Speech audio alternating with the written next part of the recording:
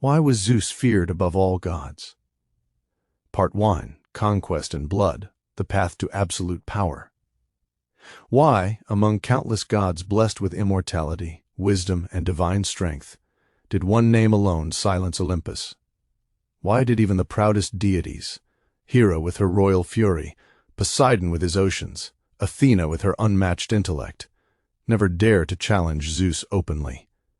What force compelled titans, gods, and mortals alike to bow, not in love, but in fear?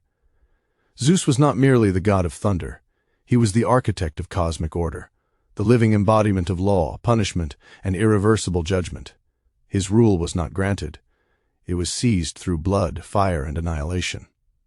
To understand why Zeus was feared above all beings, one must trace the origin of his authority, his wars, his victories, and his merciless ascent. Power was not inherited by Zeus. It was forged through destruction. Zeus was born to overthrow the cosmos. A child of prophecy and terror. Zeus did not enter the world as a prince. He was born as a threat. Cronus, king of the Titans, ruled through paranoia. Having overthrown his own father Uranus, he was cursed with a prophecy. One of his children would destroy him. To prevent this fate, Cronus devoured each newborn god the moment they drew breath. Hestia, Demeter, Hera, Hades, Poseidon, all swallowed whole, all erased before identity. Zeus survived not because of strength, but because his mother dared to defy destiny itself. Fictional expansion. Ancient fragments suggest that Gaia herself whispered to Rhea that Zeus was not merely a child, but a corrective force designed to end an era of stagnation and fear. From the moment Zeus was hidden in the cave of Mount Ida, the universe itself leaned toward conflict. His survival was not chance. It was inevitability. 2. The first act of rebellion, intelligence before thunder.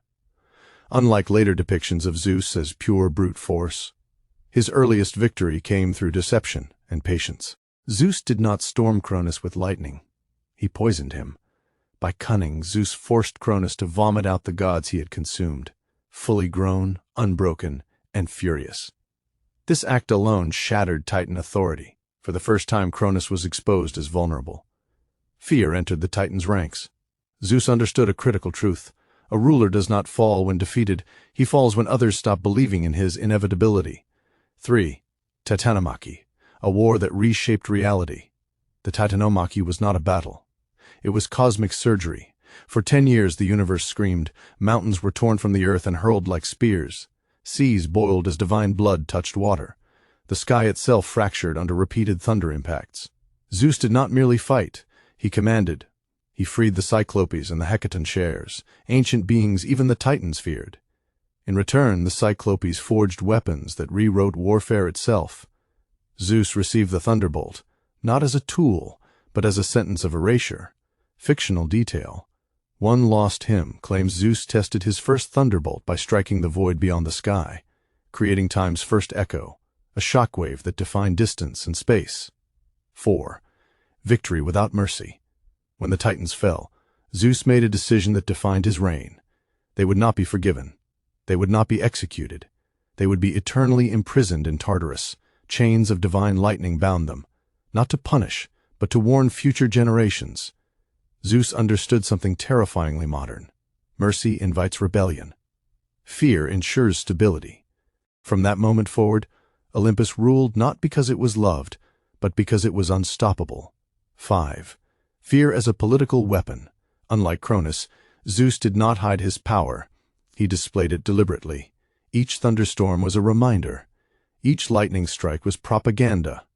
Each divine judgment reinforced one message. Resistance is not tragic. It is pointless. Even among the gods, whispers spread. Zeus was not merely king, he was the last authority. Part 2. Majesty and Silence. The Tyranny of Divine Authority. Power that does not need to strike. When the wars ended and the Titans were cast into eternal darkness, Olympus expected peace. What it received instead was something far more unsettling. Silence.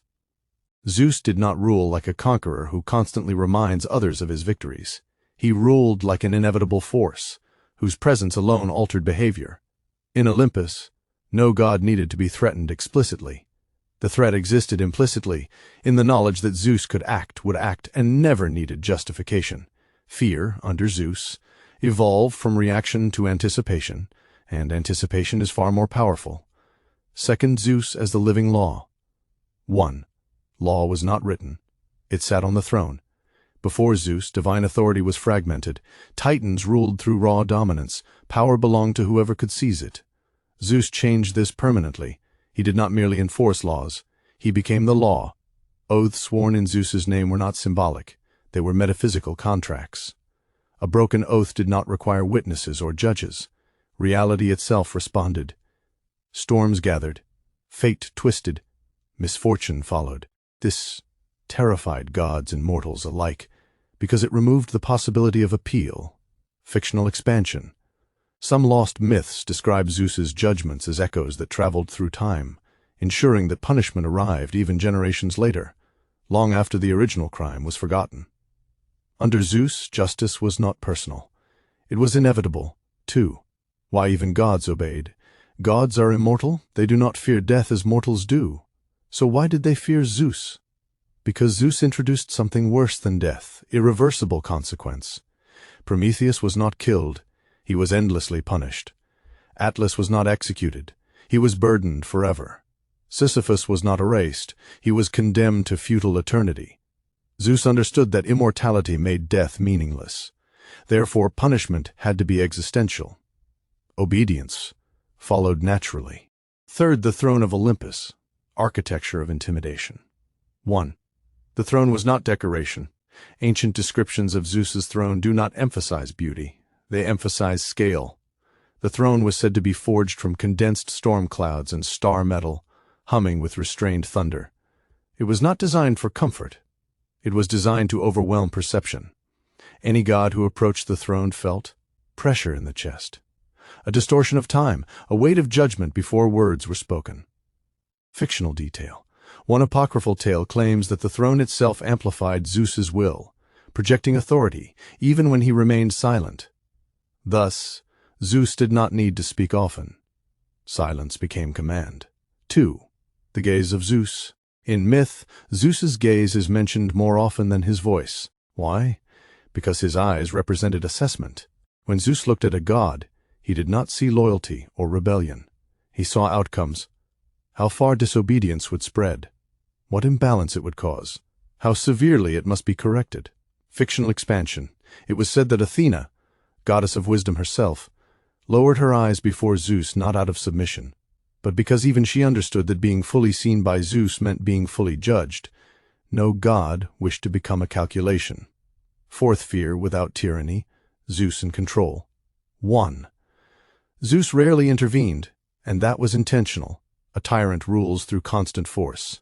Zeus ruled through strategic absence. He allowed gods to argue. He allowed heroes to fail. He allowed mortals to suffer, not because he was indifferent, but because intervention dilutes authority. Each time Zeus acted, the action was decisive and absolute. No reversals, no corrections. The lesson was clear. When Zeus moves, history ends and begins anew. 2. Rebellion that never began. Several gods contemplated defiance. Poseidon tested boundaries. Apollo challenged decisions. Hera conspired. None succeeded, because rebellion requires hope. And Zeus extinguished hope not through cruelty, but through predictability.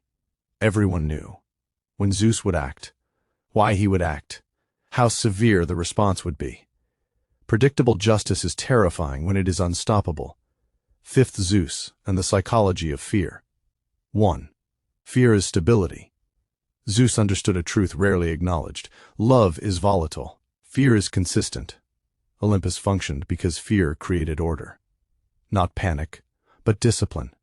Gods governed their domains carefully. Heroes honored boundaries. Mortals prayed not for favor, but for restraint. This was not chaos. It was controlled equilibrium. 2. Why Zeus was not hated. Strangely, Zeus was not universally despised. Why? Because his judgments were impartial. He punished gods as readily as mortals. He spared no lineage. He favored no excuse. This consistency transformed fear into respect. Sixth, silence as a weapon. Zeus spoke less than any Olympian king before him. This was deliberate. Silence forces interpretation. Interpretation breeds caution. Caution prevents rebellion. Fictional expansion. Some myths claim Zeus could silence Olympus simply by withdrawing thunder from the sky, leaving a stillness so unnatural that gods feared it more than storms. In that silence, obedience flourished. Part 3. Thunder, Fate, and the Power That Could Not Be Challenged. The thunderbolt, not a weapon, but a sentence. Most gods wield weapons. Zeus wielded judgment. The thunderbolt was never merely lightning shaped into a tool of war. It was the physical manifestation of finality, the moment when debate ceased, when resistance lost meaning, when existence itself was revised. Unlike swords or spears, the thunderbolt did not wound. It resolved. To be struck by Zeus's thunder was not to die in the conventional sense. It was to be removed from the narrative of the universe. 1. The forging of absolute authority. The Cyclopes did not simply forge the thunderbolt as a gift. They created it as a cosmic instrument, bound to Zeus alone. No other god could lift it. No other being could survive channeling it. Fictional expansion. One forgotten legend claims that the thunderbolt contained fragments of primordial chaos, raw reality before order, making it capable of undoing creation rather than merely destroying matter. Thus, Zeus did not dominate through force alone. He dominated because only he possessed the means to end anything permanently. 2. Why Zeus rarely used the thunderbolt. The true terror of Zeus's power lay in its restraint. He could have annihilated rivals effortlessly. He could have reshaped Olympus repeatedly. He chose not to, because power that is constantly displayed becomes familiar, and familiarity dulls fear. Each thunderstrike was therefore rare, precise, and unforgettable. When Zeus struck, myths ended, bloodlines vanished. History fractured. Memory of those moments endured for eternity. Second Zeus and the dominion over existence. 1.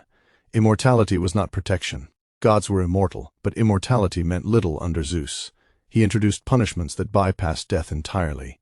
Eternal torment. Endless labor. Conscious stasis. These were fates worse than mortality.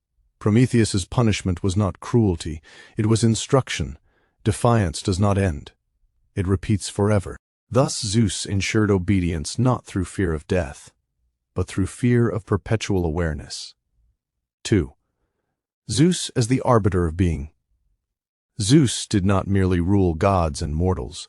He ruled states of existence. He decided who could ascend, who must fall, who would be remembered, who would fade into obscurity. Fictional expansion.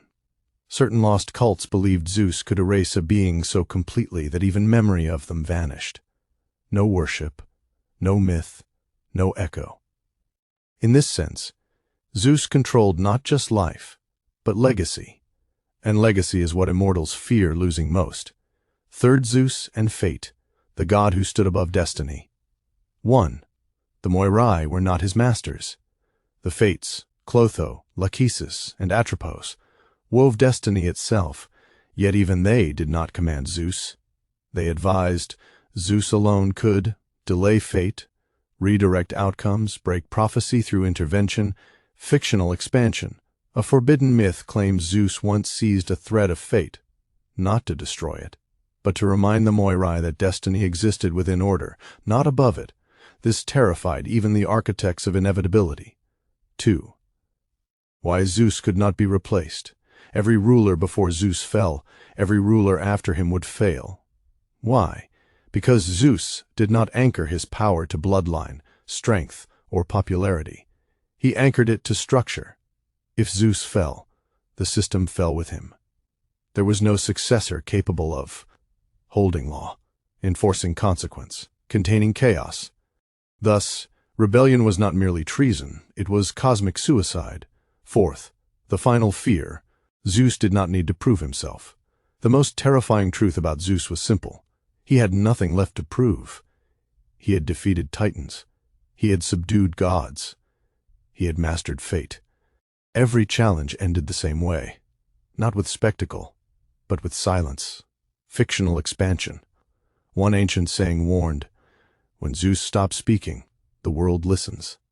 When Zeus stops acting, the universe ends. No god sought glory against him. Glory requires survival. Fifth, Zeus and the paradox of fear and order. 1. Fear created stability.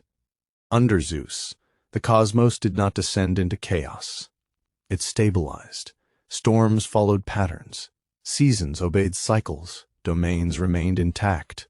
Fear did not destroy Olympus. It organized it. 2. Why Zeus was worshipped, not just feared. Mortals did not worship Zeus because he was kind. They worshipped him because he was consistent. Justice was harsh, but predictable. Punishment was severe, but impartial. Power was absolute, but restrained. In a violent universe, predictability became mercy. Sixth, the legacy of Zeus, fear as immortality. Zeus's greatest achievement was not conquest. It was permanence.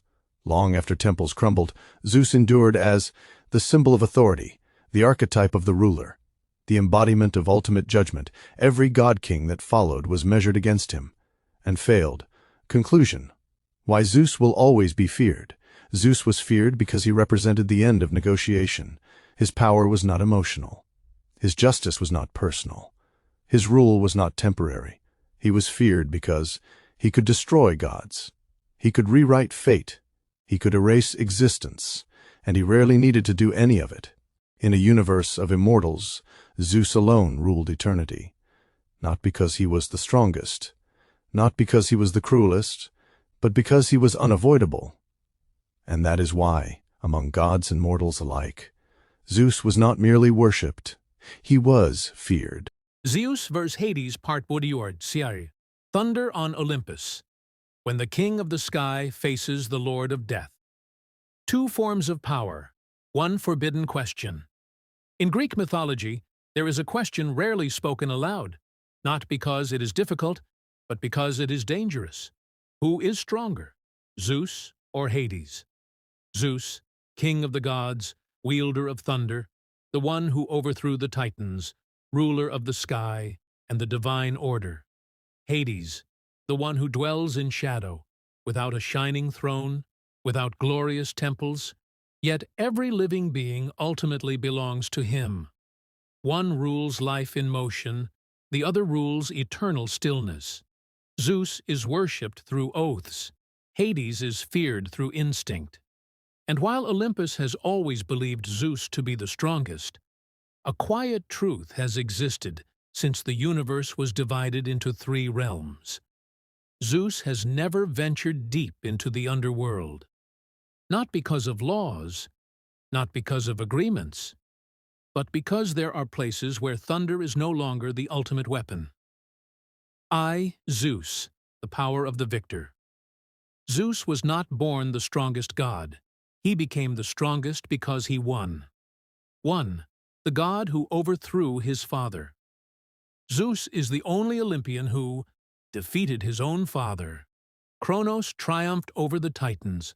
An older, more primal generation of gods survived a 10-year war that shook the cosmos itself. Zeus's lightning is more than a weapon. It is a symbol of judgment. When Zeus strikes, he does not merely destroy, he passes sentence. 2. The power of visibility. Zeus rules from the sky. Everyone sees him. Every god hears the thunder. His power lies in presence, overwhelming force, psychological dominance. Olympus exists because Zeus allows it to exist, but this creates a deadly paradox.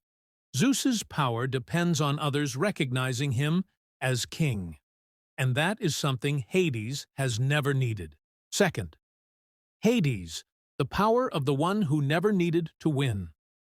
Hades never fought for the throne, not because he was weak, but because he chose the only domain that could never be taken from him. 1. Hades does not rule death, he owns it. A common misconception: Hades is not the god of death. He is the owner of death. Thanatos carries souls away, but Hades decides where those souls remain, or whether they are imprisoned forever. No being, not even Zeus, can escape that fate. 2. Power that requires no display. Hades does not need. Worshippers, temples. Prayers, he has time.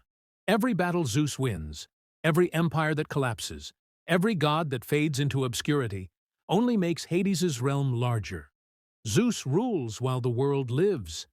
Hades rules when everything ends. 3. The first moment of Zeus's doubt.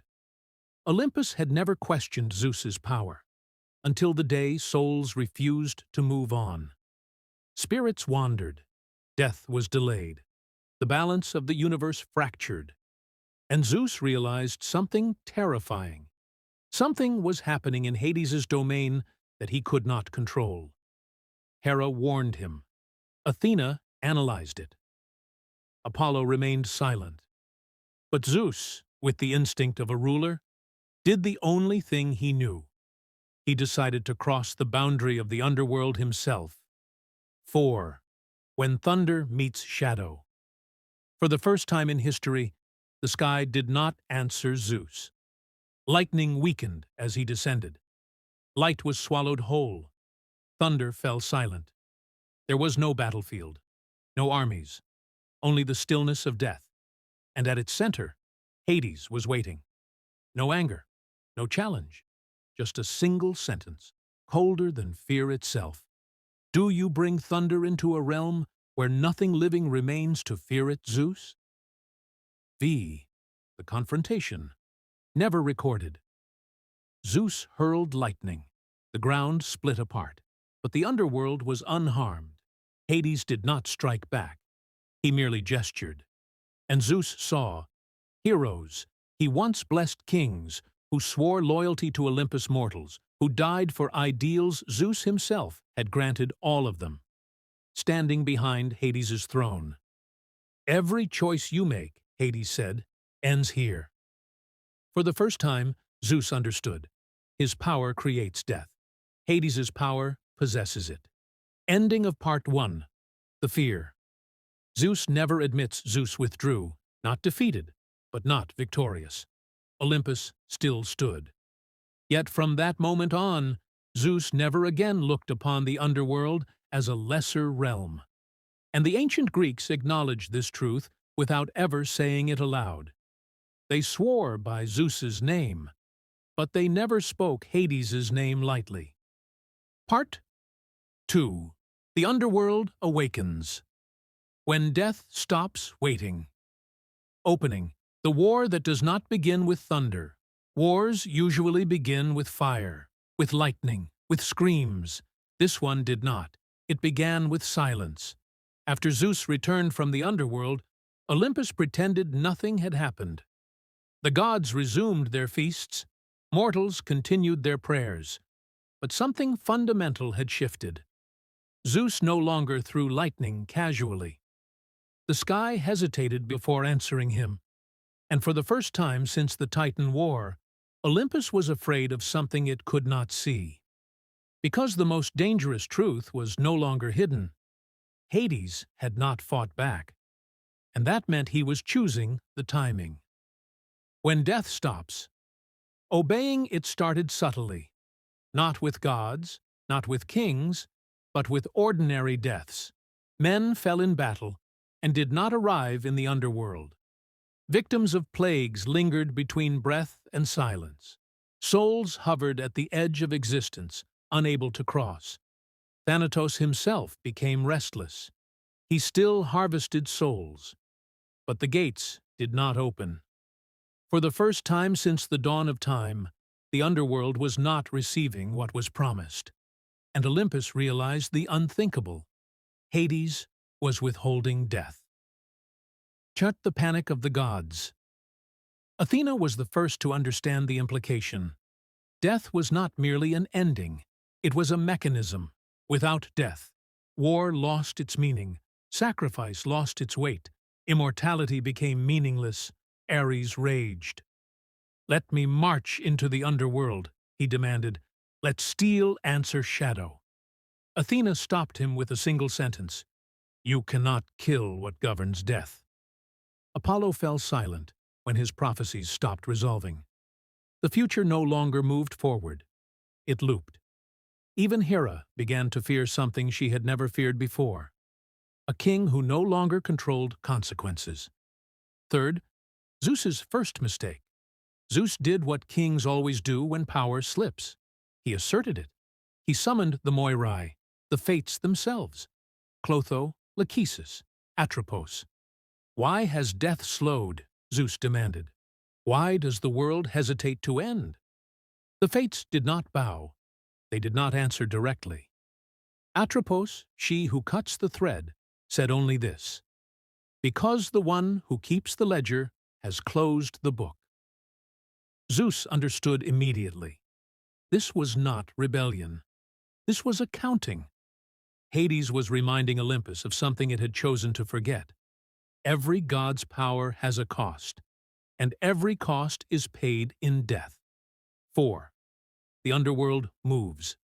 Then it happened. The rivers of the underworld surged. Styx overflowed its banks. Lethe leaked forgetfulness into the dreams of gods. Souls pressed against the borders of reality. But still, Hades did not march. He did not invade. He expanded. The dead did not rise to attack Olympus. They whispered. They whispered to oracles, to madmen, to kings on their thrones at night. They whispered a single truth. The gods are not eternal. They are merely late. The realm Zeus cannot strike. Zeus gathered the gods. Enough, he declared. If Hades withholds death, I will take his realm from him. Lightning split the heavens as Olympus descended toward the chasm. And once again, Zeus made the same mistake. He believed power travels everywhere. The underworld did not resist. It absorbed. Lightning struck and vanished. Thunder roared and died, because the underworld was not a place. It was a state of being. You cannot conquer death. You can only arrive in it. And that was when Hades finally spoke to Zeus again. Not in anger, not in challenge, but in correction. You rule because they fear losing what they have, Hades said. I rule because everything they have eventually becomes mine. 6. The most dangerous realization. Zeus raised his thunderbolt, and for the first time he hesitated. Because he understood what striking Hades would mean. If Hades fell, who would receive the dead? If death lost its master, what would existence become? Endless suffering, endless decay, immortality as a curse. Hades was not Olympus's enemy. He was its foundation. And foundations do not threaten towers. They simply outlast them. Ending of Part 2. The balance breaks. Zeus withdrew again. This time, not in defiance, but in calculation. Olympus still stood. The underworld still waited. But something irreversible had happened. Zeus had realized he could not destroy Hades without destroying the universe that made Zeus king. And Hades had proven something even more terrifying. He did not need to win. He only needed to stop cooperating. Part 3. Judgment of the Immortals. When even gods are measured by death. Opening. The question no god dares to ask immortality was never meant to be tested. The gods were created to rule, not to end. And yet, after the underworld awakened, a forbidden question spread across Olympus. Silently, instinctively. What happens if a god dies? Not can a god die, but what would follow if it happened? Zeus heard the question in the pauses between thunder. Hades heard it in the patience of the dead, and both understood. This was no longer about power. It was about authority over the end of all things. Zeus's final assertion. Zeus stood before Olympus and did what kings always do at the edge of decline. He declared order. No god stands above me, Zeus proclaimed. I defeated the Titans. I hold the sky. I shape fate through law. And for once, no one cheered, because victory over the past did not answer the future. Athena stepped forward.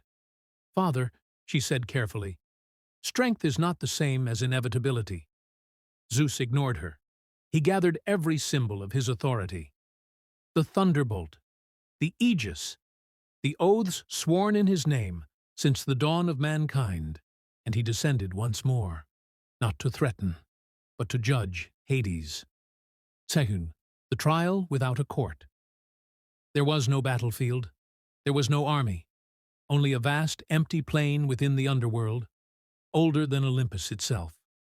Hades stood alone, not armed, not armored, waiting. You claim dominion, Zeus said. You claim inevitability, but you have never faced me. Hades nodded. Because inevitability does not challenge force, he replied. It waits for it to exhaust itself. Zeus struck, this time with everything. Lightning did not shatter the underworld. It illuminated it. Every soul, every regret, every consequence of divine command. And for the first time, Zeus saw the full ledger. Every war blessed in his name. Every king empowered by his favor. Every life shortened by his thunder. The underworld was not rebellion. It was record-keeping. 3. The verdict Zeus cannot escape. Enough, Zeus demanded. What is it you want? Hades did not answer immediately, because desire was not his nature. I want nothing, Hades said at last. I already have everything. Zeus raised the thunderbolt again, but this time Hades spoke the words no god had ever spoken to Zeus. Strike me, and tell me where your dead will go. The thunderbolt lowered, not in defeat, in understanding. Killing Hades would not prove dominance. It would erase death itself and condemn existence to endless decay. Zeus could destroy his brother, but he could not replace him. 4. The moment of truth. Zeus finally asked the question he had avoided since the Titan War. Am I subject to you? Hades did not smile. He did not gloat. He answered with absolute calm. You are subject to consequence. Silence followed. Not fear, acceptance. Zeus ruled life's order. Hades ruled its conclusion. And conclusions do not answer to beginnings. V. The final balance. The Moirai appeared, uninvited. Clotho spun. Lachesis measured. Atropos held the shears. Even Zeus did not command them. Atropos looked at both brothers and spoke. Power commands events. Death commands certainty. The judgment was not dramatic. It was final. Ending. Who is stronger? Zeus returned to Olympus, still king, still feared, still powerful, but no longer absolute. Hades returned to the underworld, still unseen, still unpraised, still inevitable. And so the verdict stands. Zeus is the strongest among the living gods. But Hades is stronger than strength itself. Because thunder can be resisted, kings can fall, empires can end, but death never needs to fight. It only waits.